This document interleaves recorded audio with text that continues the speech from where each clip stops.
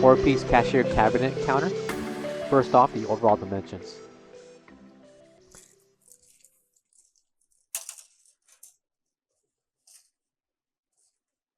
We have a length of 77 inches, a depth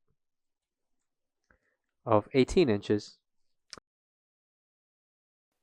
depth between the rack towards the end of the cabinet, we have 23 inches, and a height of 35.5 inches tall. And a height without the base, we have 28 inches. And the height for the base, we have 7 3/4 inches. This combination consists of 4 different sections. The third section will be a corner with 3 shelves, with the measurements for this one being 25 inches in length. The measurements for the corner cabinet with shelves, we have 24 inches in length,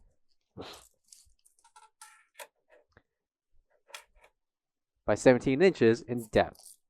Measurements apply for the first and second shelf, with the third shelf measuring 33.5 inches in length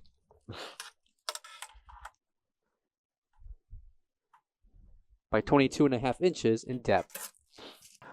8.5, 8.5. With the height for each one being 8.5 inches tall.